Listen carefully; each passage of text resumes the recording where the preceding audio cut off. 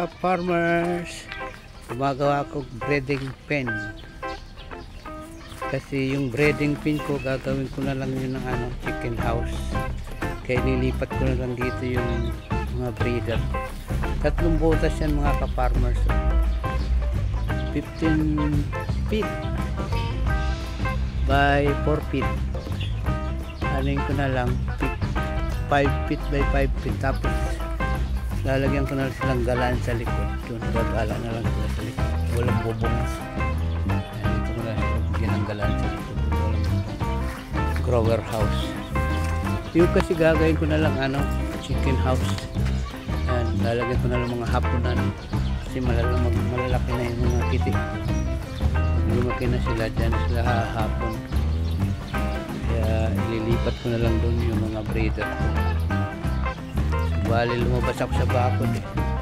Kaya adjust ko na lang yung bakod hanggang doon.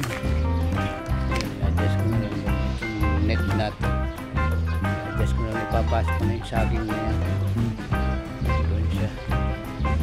Yun mga ka-farmers, konting update dito sa aking munting manukan. Dito sa aking ginagawang brother pen. Yan, meron na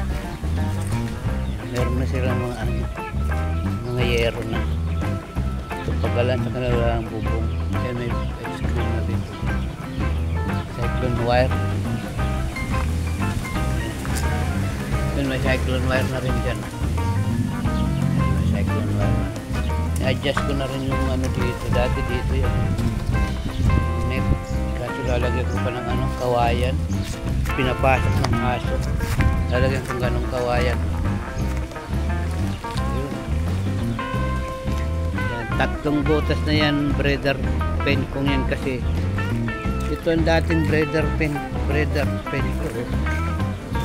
Yan, 2 lang sila dati. Dahil 3 ang breeder.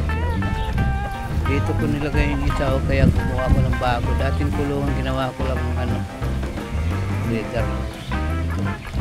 So dito ko na lang patutulungin yung mga gawin ko na lang itong chicken house. Hindi ko naman gigibain ito eh. Yan, hindi ko nagtatanggal ng lagyan ko na ng mga hapunan. Yan mga ka-farmers, day 2 sa aking ginagawang breeder pen. 3 butas lang. Okay, day 3 mga ka-farmers, tatapos ko na ang aking breeding pen. Tapos na yung breeding pen. Gulo talaga itong lalaki natin. Sinapin ng tubig. Ano, kasi tagi-tagisa lang ang babae. Yung babae isang lalaki lang. Yung babae nito hindi ko pa sinama dahil may sugat eh. Asawa siguro matusugat sa likod. Yan, may mga pugat na rin sila. Kahit lugan na rin sila.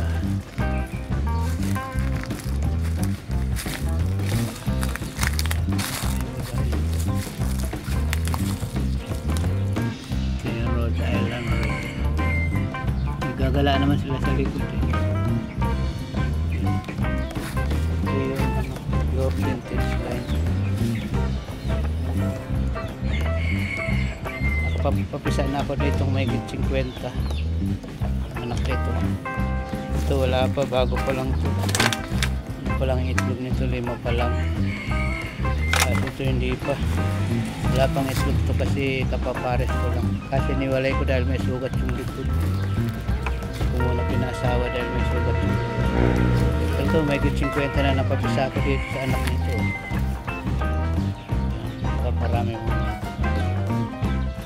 rin, meron akong 5 itlog nito.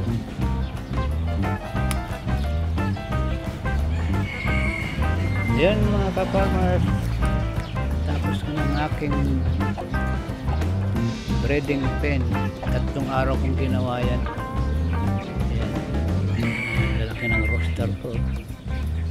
Yan, thank you for watching mga ka-farmers. Bye bye.